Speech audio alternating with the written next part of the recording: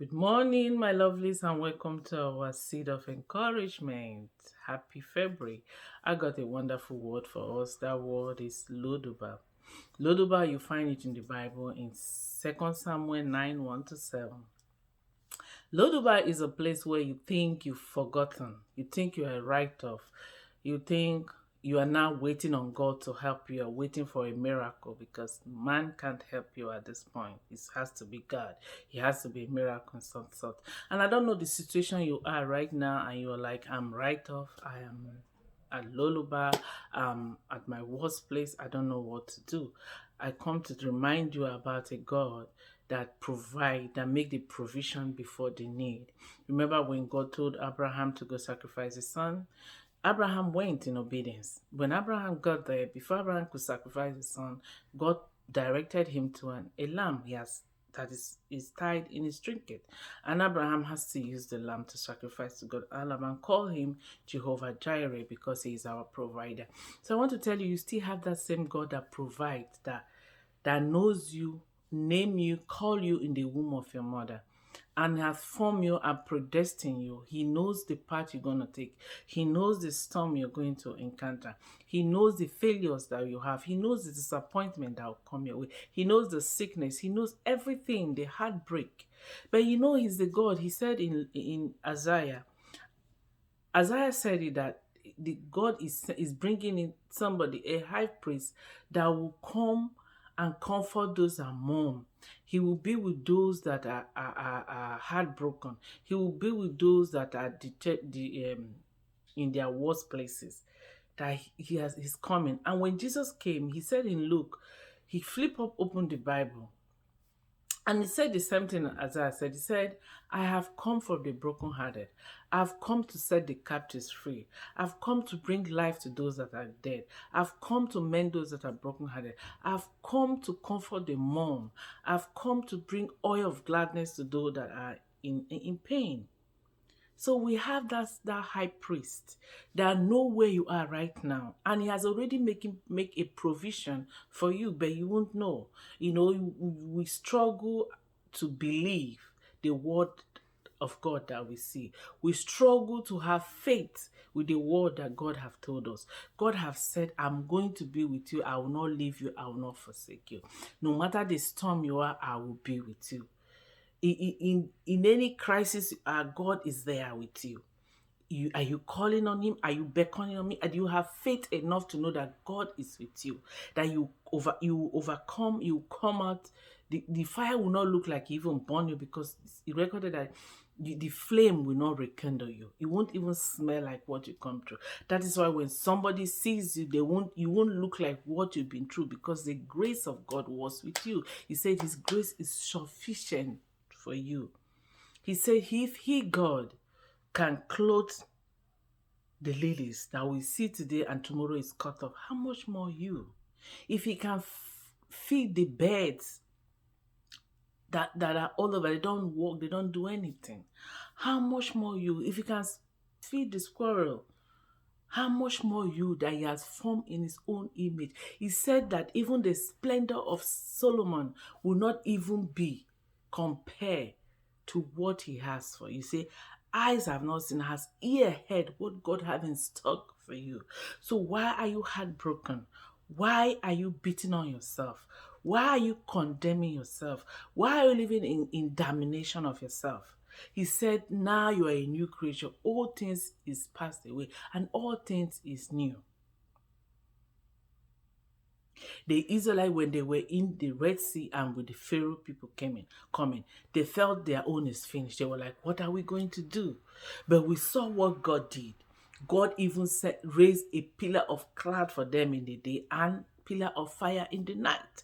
God even went at first to begin to trouble the horse and the chariot of the Egyptians, that they can't even catch up to them. And when they get to the Red Sea, God parted the Red Sea into two, and they walk on dry land. And their enemies got swallowed in the same water. They walk on dry land. Our God is awesome. Our God is wonderful. Our God is Emmanuel, meaning God with us all the time. Our God is a very present help in time of trouble. He cannot leave you. He cannot forsake you. So you will be in your place of Lo-debar and you are asking yourself, when will the favor of God see me? When will God remember me? When will the book of remembrance be opened unto me? Because he told us that he's opening a book of remembrance concerning you. He said, I'm doing a new thing for you. Are you not seeing it? I'm bringing forth water in dry land, bringing up springs of living waters in your wasted land. God is saying he's doing a new thing. And he said, let the Redeemer of the Lord say so, because he's doing a new thing in your life every day. You are still breathing because there's so many things God will do for you. There's so many things you will do for God. So let me take you to the story of Lo-debar. Lo-debar in 2 Samuel 9 is a story of David. David had become king. And David said, is there anybody of the household of Saul so I can favor, I can show mercy, I can show love, I can show compassion to them? And they said there is. But there is a son of Jonathan that his name is Mephibosheth, that he is crippled. You know, when people were attacking the kingdom, the nurse took him, and when the nurse was running, he fell and he became crippled. So he's become crippled. Now he's living in Lo-debar. Lo-debar is the lowest place, the place that, you know, you can't even go looking for somebody in there. That's where he was. And David was looking for who to show favor to. And he said, and when they told him this, I can't pronounce, I know what's going on with my mouth. Mephibosheth. He said they should go get him. And when they brought him, read along to verse 7. He said, he bowed in reference to the king and said, what do you want with me?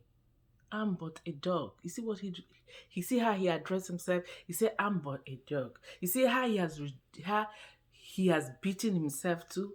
Now he's not seeing himself as a fearfully and wonderful made creation of God. He's not seeing himself as a unique child of God. He's not seeing himself as the one that God said, I've inscribed you in the palms of my hands and nothing can snatch you from there. He's not even seeing himself as the one that God said, the thought I have for you are to give you a good end. He doesn't. He doesn't see himself as the righteousness of God. He sees himself that's written off. Written off. And David said to him, no, don't be afraid. I have come to show favor to you. From today, you're going to be eating on my table. You'll be fed on my table. You and your children, your descendants. And David told the guard that they will continue to farm everything that belongs to his friend Jonathan and Saul is given back to Mephibosheth, and told him they will farm, they will do everything, and they will bring all the proceeds to him, whereas him will continue to be fed on the table of the king. So you see, Mephibosheth, thinking that his life was over, still enjoy the benefit of a prince. He thought his life was over. Are you thinking your life is over? Are you thinking you cannot come out from this bad break? Are you thinking you are a write-off? Are you thinking you cannot get up again and start again? I come to tell you that you have a God that goes ahead of you and make the crooked place straight. He levels the mountain. Lift up every valley before you and keep you on the mountaintop. David said in Psalm 40 verse 3, he said, verse 1, he said, God has brought me out from a horrible pit, for a multi clear. He has placed my feet on top the mountaintop. He has put a new song in my mouth. Praise be his name, because God is doing it so to showcase his glory to the world. God is going to bring you out from there to showcase his glory to the world, to work the miracle in you. You remember what God said to Moses? He said, I'm going to harden the heart of Pharaoh. Pharaoh is going to let my people go anyway, but I'm going to harden his heart, so I will show I will wrought my miracle in front of them, and the people will see. So whatever situation you are, and God still kept you breathing, know that God still have things to do with you. God will show himself strong in your life. Don't give up. Don't lose hope. Don't beat yourself. Don't call yourself what God has not called yourself. Do not take the pen from the hand of God. God is still writing your story. Quit interrupting God. Where there is a comma in your life, God is going to make it straight. Where there is a pause, God is not saying it's over. God is still doing something. God is still working in your way, bringing the right people before you, bringing the right breaks before you, giving you wisdom to blossom, giving you wisdom to rise up again.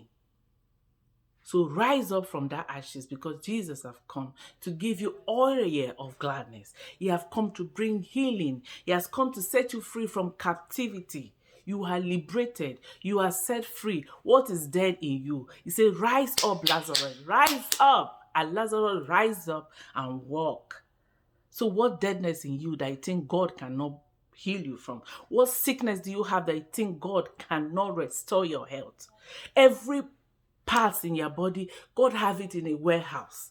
Our God, the earth is his, and the fullness thereof. He has all. He said the silver and gold are his. The cattle, the sheep are his. Everything is God. With God, there is no limitation.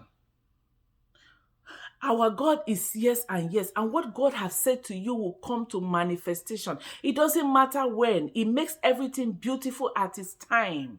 God will give you the need that you want. He will give you your needs. It's not your want, because you might want all sorts. But God is going to give you the need, what you want. He will provide your needs. That is why he said, come to him in boldness. Come to him in boldness and ask for mercy and help in your time of need, and he will give you. Our God is ever faithful. Our God cannot leave you, cannot forsake you. Our God doesn't turn an eye like people will turn an eye on you and not help you. No, when you call on him, he will help you. When you call on him, he will restore you. He said he said he's a restorer in Youll, right? Youll 2:25, he said he will restore the years the caterpillar, the cankerworm have eaten. God will restore you. God will so fix you. God will so fix you. That when somebody see you and you tell your story, they say, no, it can't be you. Because you will not look anything like what you are. Because when I look at myself, I don't look anything like what I've been through. All I see is his grace. All I see is oil of gladness flowing every day. All I see is open doors. All I see is, I said, who is he? And who am I that he called me his friend? Who am I that he loved me so much and called me his friend? Who am I? If God is doing it for me, he will do it for you. So quit beating up yourself. Quit labeling yourself what you're not. Quit believing the lies of the enemy. You are not this disease. You are not your problem. You are not what situation you are. You are a chosen generation. You are a peculiar child. You are a royal damsel in the hand of your maker. He is the potter. You are the clay.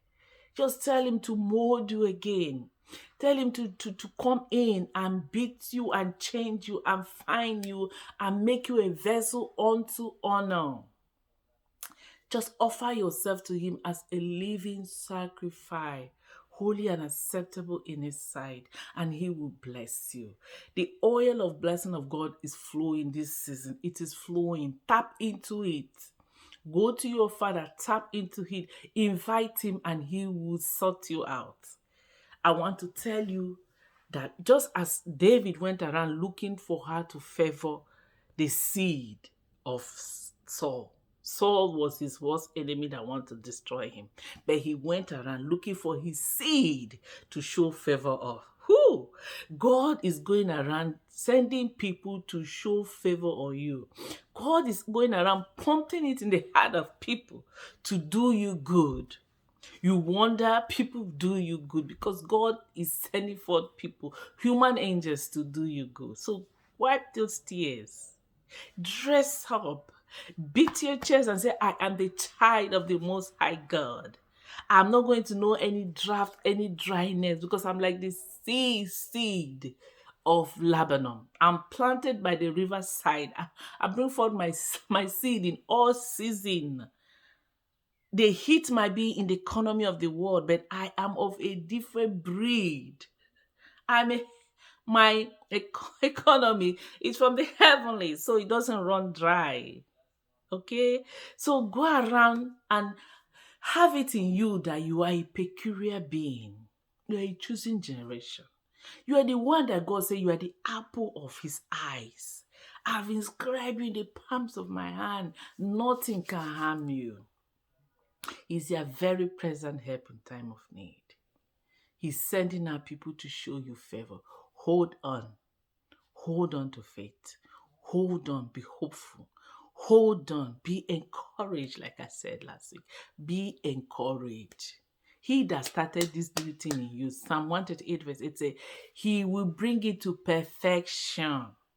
He will. He will. So you go around, be kind to one another. It's a wonderful month, a month of love. Show love to one another. Love yourself. Love yourself. When you love yourself, you do good to yourself. You eat right. You sleep. You will rest. You will meditate. You will interact with God. Because you cannot pour empty what you don't have. When you begin to love on you, you have love overflowing and you will pour it on people. But if you don't have love, what are you going to pour to people? How can you be kind if you don't have love? If you don't have love, you can be compassionate, you can be kind. So use this month as you are showing love, not just for the world, but for yourself, for your soul. Where will this soul be after all the world is passed away? So love on you, and love on your God, and love on your fellow human being, and go an extra mile to be kind to one another. I love you. Have a wonderful week till we meet again next week. And go to my YouTube, like it, subscribe it, share it in your WhatsApp group for people that need to be encouraged to be encouraged. That's what we are doing, being encouraging one another. Thank you.